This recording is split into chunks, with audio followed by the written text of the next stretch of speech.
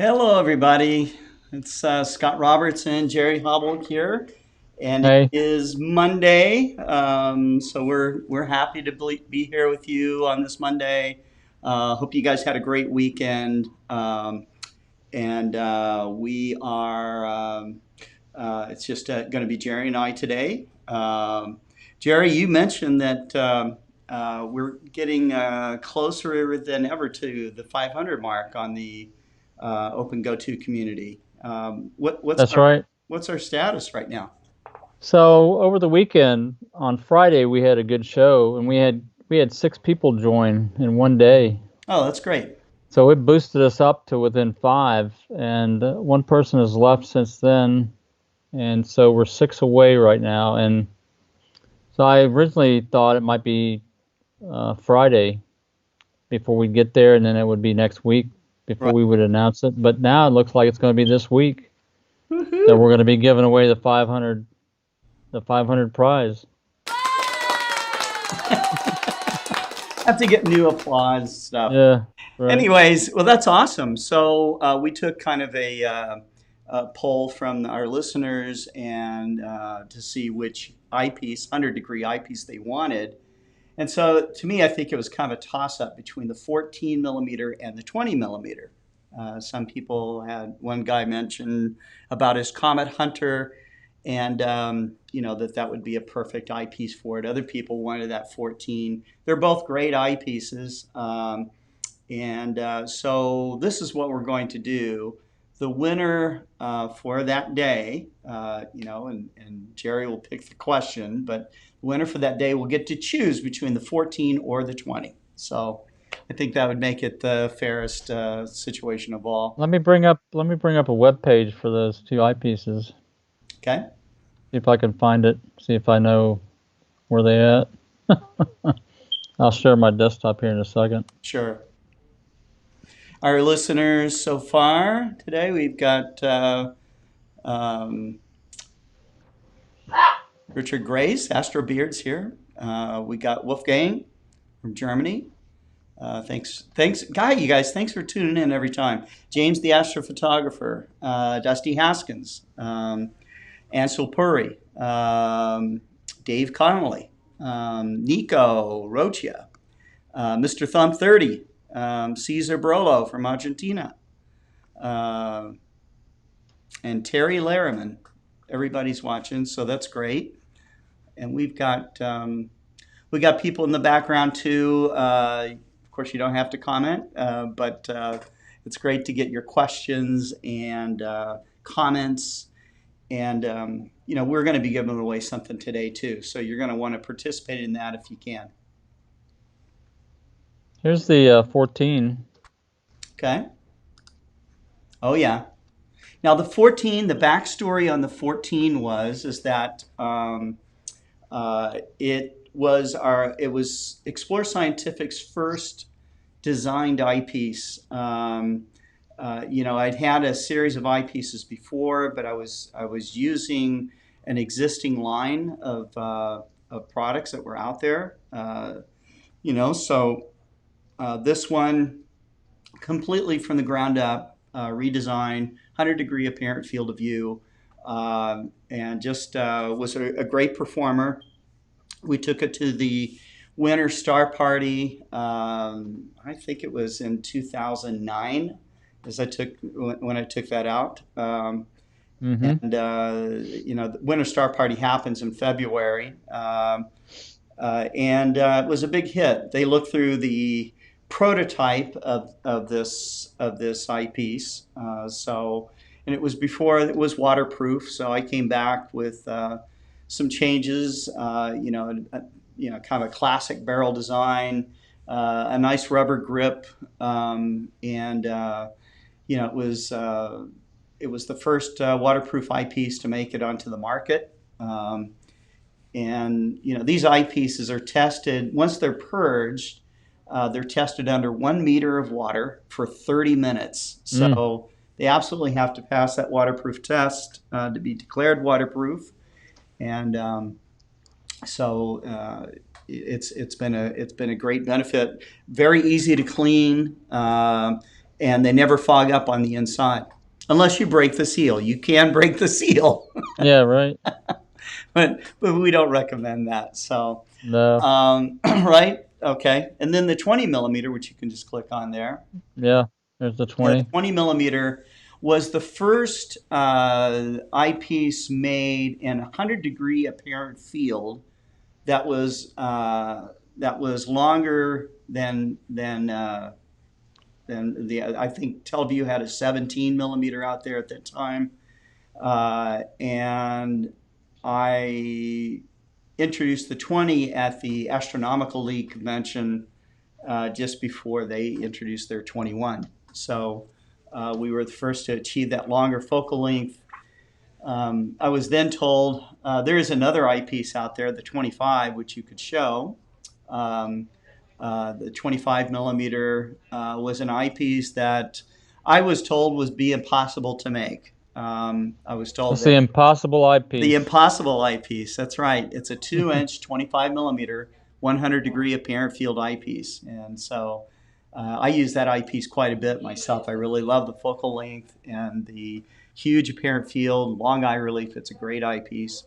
And then for the people that have 3-inch focusers, the 30 millimeter, which you can click on. Now this eyepiece weighs almost, I think it's like 6.5 pounds. There's like a giant hand glass grenade in here. Like a hand grenade. It's bigger than a hand grenade. I think hand grenades are smaller than this. Yeah. This is the size of a small coffee can. It is. Right. It's a huge eyepiece. You'll find it being used on telescopes like the Yerkes 40-inch refractor, which should go online again here in the next year or so, as they are currently doing construction work at Yerkes, and it has a new group operating it, and so it's going to be once again available to the public. They also use this eyepiece at Mount Wilson Observatory, so it's been used on the 60-inch and the 100-inch telescope at Mount Wilson, and so the only telescope that this big eyepiece has not been used on is the 200-inch at Palomar. So out of the Hale telescopes. But anyways, when we get our 500 mark, we will have the celebration for that. So that's going to be very cool.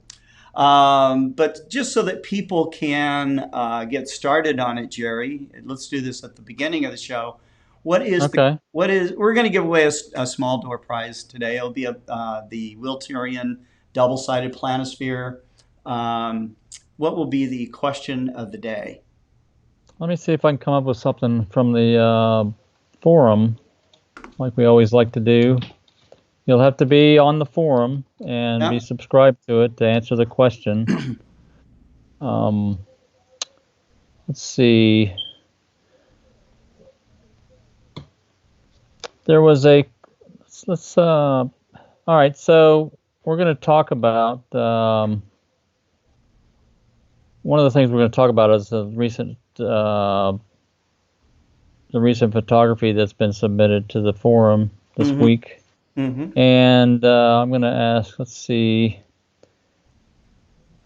who was the last person to post an image on the main forum where we have our astrophotography? Um, let's see.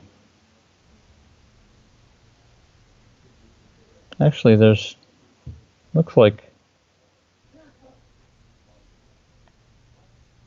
go back to topics. So there's actually there's two threads going. Okay. I didn't realize this. So there's one thread that's pinned and one thread that's not. Who was the last person to post to the message thread that's not pinned? So what's the question again? So there's two message threads on the main forum that deal with astrophotography done with the IXS. Oh, One says done with the IXS 100, XS2, and G11. The other that's pinned to the top. The other one is astrophotography done with the IXS2 GT. Post your picture. Who's the last person to post to that thread with the the with a picture? yeah, Mr. Thumb 30 says Scott, and Dusty Haskins says Scott Edens. Scott Edens is the fully correct answer. All right, that's great. All right, Dusty. So send your email to kent@explorescientific.com, and we will send out your planisphere. Cool. Yeah. So yeah, Scott could have been any Scott. That's true. Could have been Scott Roberts. Could have been Scott Roberts. It could have been. Yeah. So that's one. Yep. Okay. All right. So I guess one of the topics we wanted to talk about today, it's a perennial topic. Okay.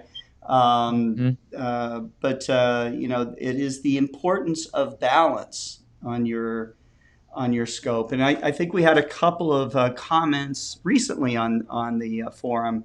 Is that right, Jerry? Yeah, there's been a question about balance, and there was an issue with the balance and how it was operating. So let me see if I can pull that up. So, we always want to bring balance to the force, right? Right, Scott? Yep. Yes.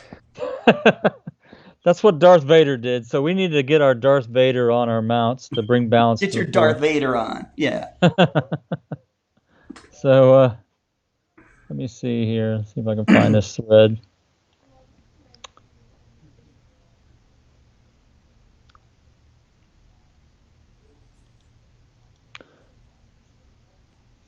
So this was a recent. So is this the one?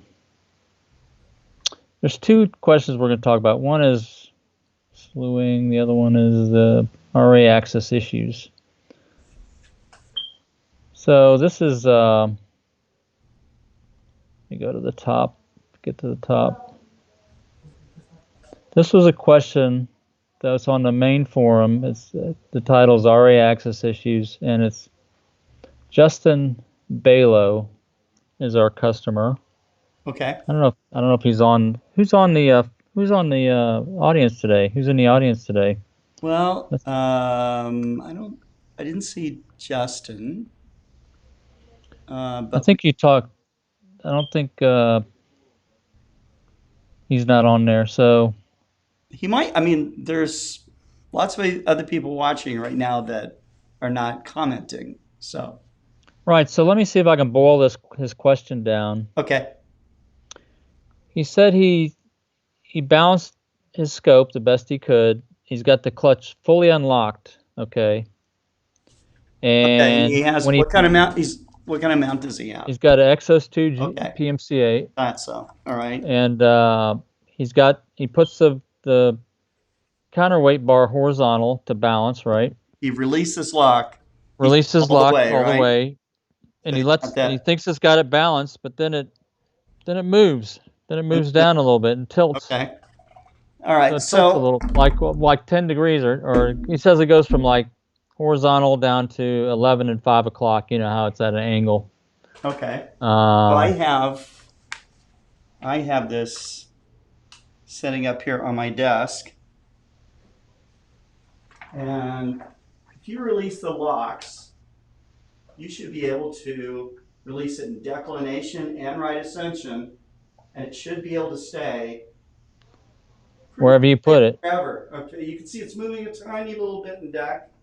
That's okay, But if it's really swings fast, then you got a problem. Put it horizontal there. I want to see. That should stay right there, just like that. And the clutch is completely unlocked. Yeah. I forgot it. Didn't pull out the Flint's hood, but yeah, but it should be something like that. Exactly. Yeah. It should be this easy to move too. So let's say it's not. Let's say it's dragging somehow. It is possible that that during assembly that they did not set the RA lock correctly. So let me tilt my camera down just a little bit. One more. There we go. So if you take if you go to the lock, let's find the RA lock, which is right here, okay, you'll find that there is just a Phillips head screw that's in there, and what you can do is undo this and you'll be able to remove the whole lock itself, okay? So if you pull it all the way off, and then what you do is you just take the shaft inside of there, maybe take some pliers, just apply a slight amount of pressure so you know that you're getting to a lock point, okay, but also to a very loose point. Put the knob all the way, to a point where you could still go down hard, okay, but release it so that it comes completely loose. So I think maybe that guy, we were talking about it earlier. Yeah. I think maybe that his RA lock may be dragging, which is a That's what possibility. it sounds like. It could be Yeah, to so where he he can't thinks really he got it balance it. balanced, but he doesn't really have it balanced. Right. Right. Hmm? Okay. So that would be my. I would think that. So exactly. There's been a few Think that would people. apply? I think that makes sense. Yeah. So it's basically a sticking problem. Robert Hoskins actually said that he had a sticking problem, but but that was with the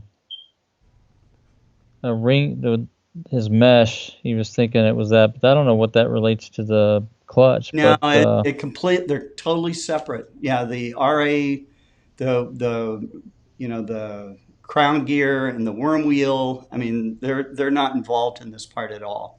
So you basically have a shaft that's locking the mount casting up against the RA or deck shaft itself, and that makes it lock.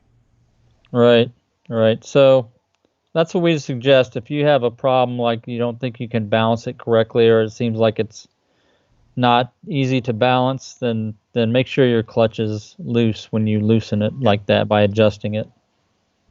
Dusty Haskins comments, he says, does he have a finder and a guide scope? I know mine will favor one side because of that. And that's true. You you put some, if you have you want to get everything, try to get it symmetrical over the counterweight, okay, so that everything's straight up. But if you have like a viewfinder that's on one side, or you got something waiting on one side, it will drag. And getting it all balanced that way is a little bit difficult. That's when you loosen the clutch. Well, see, that's interesting because that's when you loosen the clutch when the counterweight is vertical, right? That's when you would have that, not when it's horizontal. Not when it's horizontal. That's true. So maybe that's what Right. he's talking about. Maybe the counterweight is vertical and he's got something pulling down on one side, I guess. Mm-hmm. That makes sense. Dave Connolly, oh, he says, this is exactly what attracted me as a company. Where else would you get this kind of access? I think you're right, Dave. That's right. I'm glad that you see it that way. But yeah, I don't think there's a lot of other company presidents that are on every day No, with their top engineer. right. That's No, we're but it's pretty fun. busy. It's fun for us, and it's It's it's fun. great for us because we get to learn. You get to learn firsthand from the most important person in the whole company, which happens to be the customer. Okay, That's so right. That's right. right, you guys are the bosses. You guys are the ones that pay our bills, pay our Mm-hmm. salaries. All right. So there's another question that came up on the IXS 100. Okay. He says the title of the thread is IXS 100 slewing is sticky. All right. Hmm. So we've heard this story before, and he basically says he's a new customer. He says when you're pointing high in the sky, nice and smooth, it slews nice and smooth. But if it's asked to slew from like M31 to the northern to Jupiter in the southern sky, Mm-hmm. as the mount approaches its target near to the horizon, it sticks, making a noise, and then continues. So it does this 2 or 3 times. So it's got a mesh problem typically, or it could be a balance problem.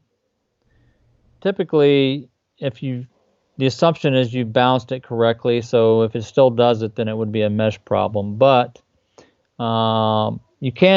you can be off in balance and still have this problem show up in certain positions, I would say, and I think that's what's going on here. So and he there's a little bit of back and forth. Wes chimed in and said, make sure your balance is good. Might need to adjust your worm wheel mesh. And then he says, and then he came back and said, thanks. I didn't realize balance was so critically sensitive, but already a big improvement. Just a slight amount of binding now is very much improved. So I think the biggest part of his problem was the balance, and it could still be some slight imbalance. And then there's some comments about Joe Eisen made some comments about balance and how important it is with a smaller amount, because the smaller amounts would, since they weigh less and have less payload, would be more sensitive to slight amounts of imbalance. But I have to say, in defense of the IXS 100, it has the same motor drive system as the Exos 2. So there's quite a bit of torque available to overcome an imbalance on the IXS 100, more than you would probably expect. But having said that, if you're still new to the process of balancing, you need to loosen up your clutch completely out when you balance, just like we talked about on the Exos 2 just a minute ago. Yeah. And then make sure it's really balanced. But then if you're doing astrophotography, you're going to bias that in some regard to help improve your guiding. And that's what I would say to that. So Okay. in terms of the IXS 100 and binding, make sure you are balanced, just like always, and then any residual noise or problem could be a binding spot on the worm and the wheel. Right. If you can't figure it out, of course, by all means, get in touch with us. We'll give you an RMA and get it in and look at it. So, Yes. yeah. Yes. Yeah. Mm-hmm. So, I wanted to point out something here. Pretty soon, I got webcams and headsets for our customer service reps, and we have several pretty new customer service reps. Some of them have been here for a little while, but it takes a while to start to learn all the products and everything. Explore Scientific has all kinds of products. We have Oh yeah. a huge binocular line. We have spotting scopes. We have cameras for photographing animals. Okay, we have Yep. rifle scopes. We have uh, we have action cameras. We have a complete line of toy tents. We have, and then we do the serious amateur astronomy stuff. Um, uh, as our customer service reps learn different parts of the company as they're going along. The astronomy part of it, and actually knowing astronomy the way that we do. Okay, takes a while. It does take a while, but I think what will be really cool is to start having these guys on the show, so they can understand the kind of questions that our community has, and have some interaction. And so we'll start inviting some of them on the show. And then eventually we may have an all customer service staff program. I'm not quite sure of that, but those are things that we're thinking of. I Hmm. like to get them out there because it's good for them, it's good for the community. So Right. It's always um, good to put a face to somebody you're talking to on the phone too. that's true. Yeah, yeah. You're not talking to a machine. So Right. right.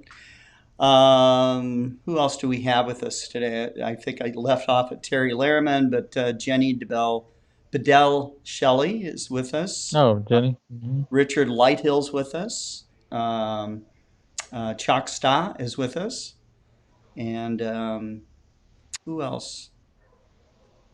I think that's the others that have joined us right now. So, Okay. but it's cool. We always have an international viewing audience here as we do today. So it's really, really nice. Oh, James the astrophotographer, can we stump them with questions? By all means. Yeah, I would welcome that. By Go all ahead. means. Yeah. Yeah. Yes, Try to that would stump be us. fun. So we'll see if we If can we don't stump. know the answer, we'll make Yeah, we something could up. have a stump the rep Yeah. challenge. So now I will tell you, okay, if you are a dedicated astrophotographer or amateur astronomer, visual astronomer, you will probably know much, much more than anyone in the business, okay? Unless they go out and they do it all the time too. So um, Right. it's most people in our industry. If you're hiring customer service people, you hire people that have worked in customer service.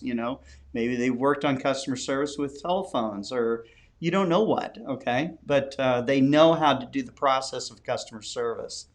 Um, if you are coming in as an engineer. Most engineers are not like Jerry. Okay, Jerry is doing astronomy science research daily. Okay, so he loves it.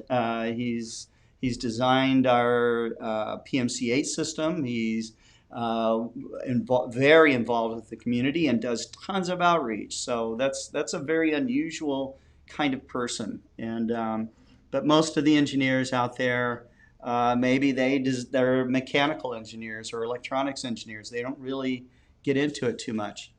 With the Right. exception, I would say, probably within our community, that we have a lot of engineers that are involved, a lot of software programmers that are involved in astronomy as well. Electronics engineers tend to like our hobby of astronomy as well, so that's something. But Right. yeah, Tyler Bowman says that's hateful about Stump the Rep. Yeah, yeah. Do you think you're ready for that, Tyler? So we'll see. Hey. Um, uh, let's see. So What was next on our agenda? next on our agenda was You were going to talk about the new configuration manager that's coming out. Oh yeah, I was going to mention that I did receive from Chris Moses this past week an updated version. I'm going to post it out there on the forum. Update the file. It's version 1.05 right now, and I haven't really gotten any feedback. Haven't seen any feedback yet on the forum on people trying it out to see if it works. So I'd like to see if we could get people people to try it out and give us feedback. We can do testing. We can see that it works on our computers, but until we get it out there on different people's computers, we may not uncover any kind of little bug or see if there's a special case where this person runs into something that we can maybe it's special to their computer, but maybe we can bypass it, or maybe we can correct it in the app if we know what's going on, and we can say, oh, we can make it more robust and by making this change. We want to make it as robust as we can, but we don't have the resources to do that. That's why we rely on the community to do testing on all of our stuff, really. Yeah. Having said that, we try not to throw out anything that we know is bad. Okay. That's a big problem. Sometimes you just try something and you throw it out there and let people find the bugs for you. We definitely do not do that. I can tell you that. We hold stuff back. And it may be held back longer. We may announce that we're going to release something, and we find out that, well, we found these 2 or 3 things. Now we got to hold back. We may announce that we're going to release something next week and not release it for another month. Happens. Because we don't want to put buggy software out there. We want to make sure we understand what's going on with it. Yep. And hardware, hardware too, right? Everything looks like it's on schedule. You get your first production sample, and you go, wait a minute, there's a problem, Houston. Right, exactly. And that can take much longer to fix, actually. So yeah, hardware changes are longer. Yeah. But we don't want to do that. Sometimes people claim that we're announcing vaporware, or companies announce vaporware because they think they've got close to the release date, and then they discover something, whether it's a design problem or some other kind of problem. We really don't want to release it until we can, because it's really worse. Headache, It's worse. It's 100 times worse if you release something that has issues. That's right. And Mead is unfortunately run into that problem in the past, I think, on some of their equipment. I'm not going to get too much into it. I do know the details. Yeah. But let's just say this: when any company is forced to look at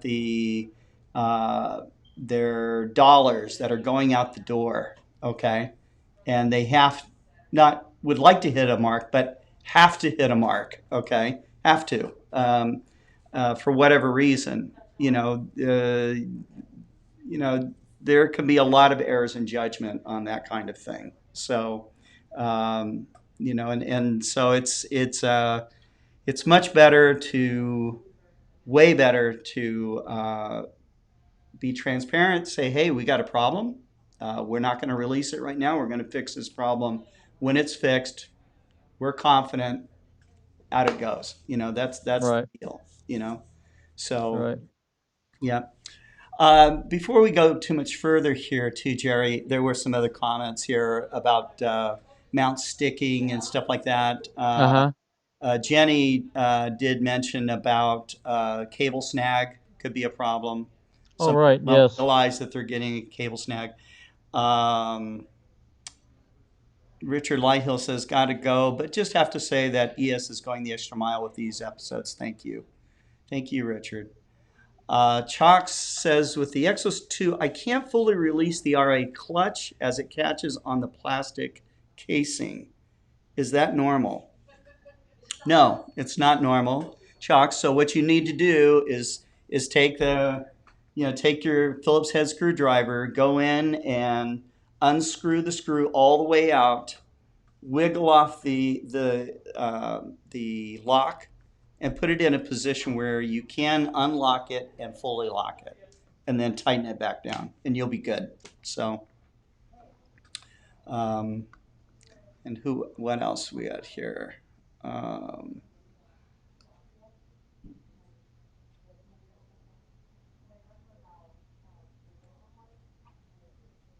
And we had fun talking about stumping the customer service rep. That would be fun. We should see if we can stump Jerry. Woo. Yeah, I would like that. That'd be cool. I'm sure it can happen. Yeah. Oh, yeah. I can make something up. You But know, then you guys would call me on it for sure if I tried I to make something up. I've been selling and dealing with customers in telescopes since 1980, and you would think that you would have heard it all. Okay, but Yeah. there's always the best question. The ones that can really, really stump you are from beginners, Oh, because yeah. they look at it at a way that you didn't look, or you're not thinking this way, and they have a perfectly valid question, and boom, you have to go, wow, that's a Yeah, great right. question. We'll have to get back to you. Okay. Mhm. Um, Terry Larriman says, I'm still having one hell of a time connecting to Explore Stars using Wi Fi. I also just received my serial cable and still cannot connect. I spent a couple hours trying to connect last night to update firmware. Terry, probably what we should do is go, where you share your desktop with us, and we can get in and do that. So I will, I will have someone do that with you. And if you can tell us what time is good for you, we'll do it, and we'll see what's up. Okay, but we'll get you going. We always do. Um,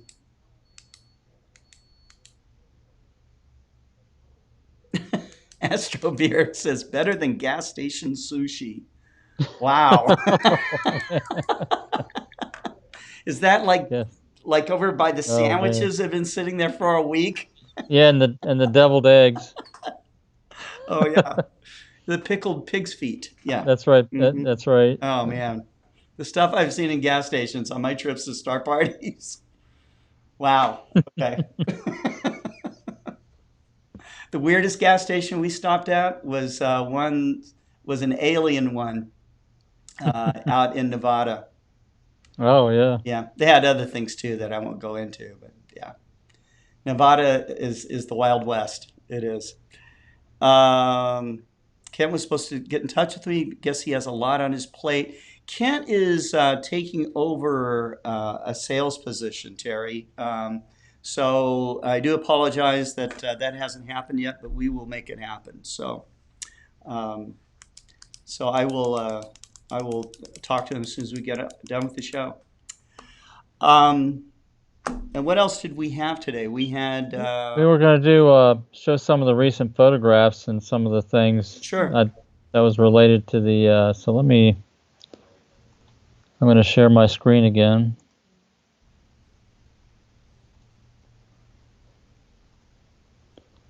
Okay.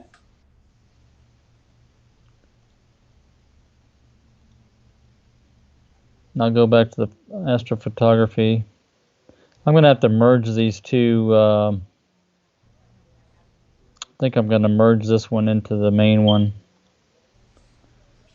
Um, You sharing your screen now? Oh, okay. yeah, this was last year. Jim McKee did this awesome picture of the M31 and M33.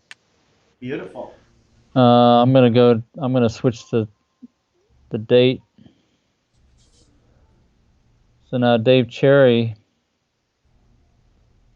or Scott Edens did these two. It's pretty awesome. I think that's the Heart Nebula. Is that right? I think so. It That's looks the like a Heart heart. Nebula, right? Looks like a heart, doesn't it? Yeah. That's a great Beautiful. picture. Yeah. Beautiful. Now, is this done like a DSLR shot or something with a Let me wide see. angle lens?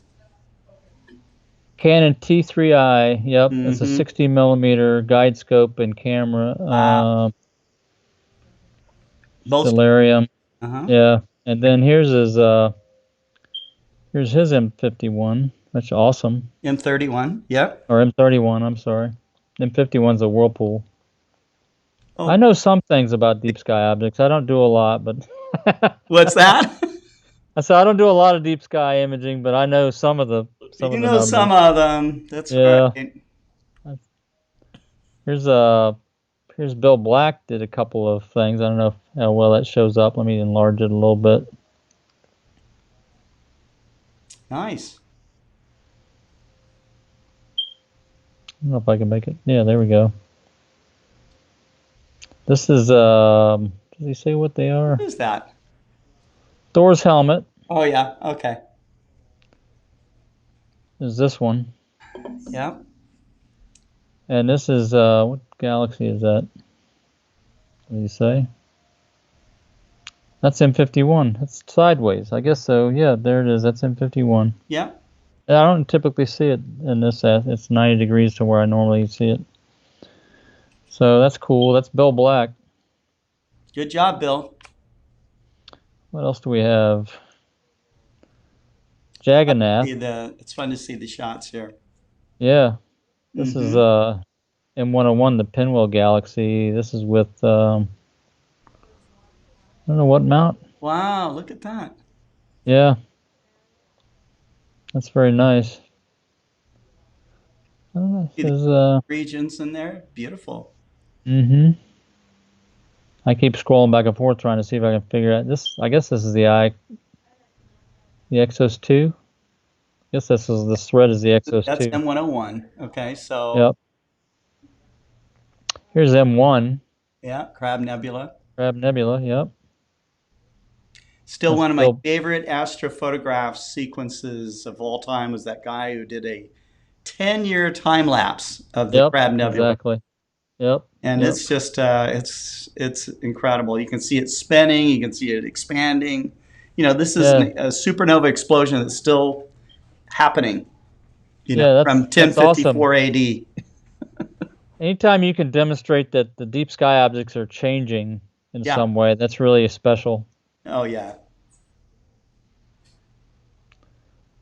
Let's see what else. Okay, M81 and M82. Here's Bill Black again. Yeah. Bill Black's rocking There it. you go. Look at the details here in these Oh yeah. the dark nebula. Mm-hmm. Cool.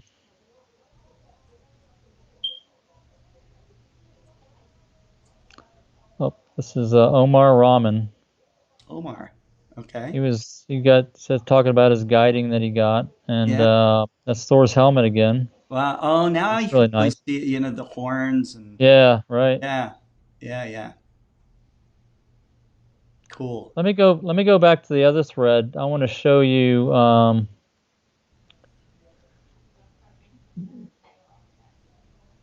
the latest stuff that this is Wolfgang. Is Wolfgang on today? Yeah, he's on. There's Comet This is his shot. Neowise. Yep. Awesome. This is and let's see. There's another Comet Neowise. Yeah. This is from Bill Black. Yeah. Good job. Yeah, it was cool to see the head of the comet, that kind of green, that aqua blue. Yeah, it's really got a green color, blue cast. Yeah, Yeah. that's very noticeable here. Oh yeah. And there was one down here I wanted. Oh, here it is. So this is Dave Cherry was talking Mm-hmm. about his guiding and how fast he's guiding. He's doing 0.2 second exposures. He's getting like 1 arc second guiding on the IXS 100. Mm-hmm. And so this is cool. This is he's tracking on the he's guiding, I should say, on the comet's nucleus. Okay. And you can see there's a tiny little trail here on the stars. And But the what's the previous exposure like? I don't know, here you can see it even more. I don't know what is. Let Oh, me look at see. that. Yeah, so you can see there it's got he's guiding on the comet. I don't know what his exposure time is on his camera. Let's see. Oh, it's 180 seconds. Looks like He's he's got doing three. an iPod or something though. He's got like a little check mark on his. Yeah, there at the Mm-hmm. top. So this has got a total guiding error of 1.1 arc seconds, Right. and he's guiding on the comet's nucleus again. Right. That's cool. So those are the pictures we've had recently. Yeah. Now I wanted to also give you guys an update on the imaging show that we had talked about doing. So now I think I have 3 volunteers, and that's probably enough for me to get started. This is a virtual star party. Virtual star party. So it's going to be with astrophotographers. The requirement is that they have good enough internet to do a Zoom connection with us and share their screen. Okay, so the show will be basically we'll pick 3 astrophotographers. So I am definitely going to be leaning on Richard Grace on the East Coast, Hmm. but the other 2 astrophotographers are on the West Coast. So if Richard's still up for it, then we can start with him and then have him show us his setup, how he focuses his system, how he decides what what kind of exposure he's going to use, and all the rest of it. Um, and then we can see him take his first images, and then we'll jump to the next astronomer and do the same thing, and then to the final astronomer. And if depending on how it all goes, maybe we jump back to Richard on the East Coast and see what kind of progress he's made with his imaging, and go at it like that. And that way, Right. people can ask questions. You can see what the setup's like. So. Yeah, that sounds great. Astro Richard's saying, I'm working on my setup so it all looks better too. Yeah, that's right. You got to look good, dude. So, anyhow, it'll be fun. It'll be a lot of fun. And, uh, you know, one of the guys, David, I'm not sure how experienced he is, but he's certainly willing to jump in there. So that's great. Alberto Levy is the third one. And Alberto is, gosh, he has been involved in amateur astronomy and astrophotography for many, many years. So it'll be fun to have him on. He's a funny guy too, so you'll love it. Hmm. Cool. Um, Astro Beard says, I'm in. Hopefully, I don't need a dehydrogen dehydrogen monoxide filter. If you can find one of those, I'd like to get one too. Yeah, Okay, so dihydrogen monoxide. Yeah. I will start to coordinate this, and we will pick a date that we do it, and let all of our group here know when that's going to happen. And so it should be fun, even if we fall flat on our face, it's okay, so Well, this is part of the learning experience on yeah, setting up your system and getting it to work, that's right. and figuring out, because you gotta learn how to solve these problems on the fly when you're starting to run into issues when you're doing things. Yeah, Hmm. that's right. Oh, James the astrophotographer says, possible thing to do. Anyone or everyone who is on the day shoots some target or the same target, and to see how each one of them processes them. That could be. Yeah, we could do that. I like that. So, anyhow, I don't know if we have any more questions from our viewing audience. We've got almost an hour in the can right now, so Do we really? Yeah. Okay. Well, it went by yep, fast. yeah, Yeah. a Terry, little different. if you're still listening, I know Kent's going to be giving you a call here pretty soon. Yeah, Um, a little different without having Kent here. Just yeah. He has been a whirling dervish this week. He had to hmm learn many new things and transition some of his job. We're real glad to see him grow in the company, and yeah, he definitely deserves it. So, do you have anything more to add there, Jerry?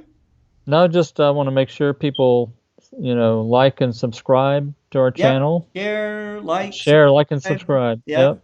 Uh, put questions up on the OpenGOTO community group, or Yeah, if you and suggestions for share the your show. So yeah, share your mm, discuss the program. We'd like to see some discussion of the OpenGoTo live program on the forum. I haven't seen any real discussion yet.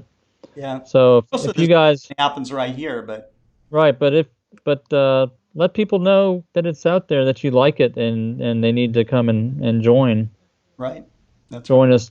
Hmm. Might win a cool prize. You never know. That's right. We kind of bribe Yeah, people to come I, watch. we're definitely gonna have to put note up on the forum about this eyepiece giveaway. Well, I was going to post something today about Mhm. this new giveaway this week. It's probably going to happen this week. I was thinking it was going to be next week, but yeah, it Now, may what did we happen. originally say? It was going to be like August 3rd or something? Yeah, so I think it was going to be my original was on the weekend, but since we don't have any shows on the weekend, it would be Monday the 3rd that we would do the giveaway. But now it looks like I think it's going to be this week for sure. Yeah, It could be tomorrow or Wednesday is what I'm yeah, thinking. right. Hmm. Daniel Sanchez is commenting here. He says he would like to see a few pictures from our products. Daniel, if you go to a website called astrobin.com and use their search tool, you can just type in Explore Scientific and you will see lots of astrophotographs made with Explore Scientific telescopes. So, And mounts. and mounts. That's right. That's right. Hmm. All righty. Well, thank you very much, folks, and we will see you tomorrow at 4 o'clock. Take care. Bye bye. Thanks. Bye bye.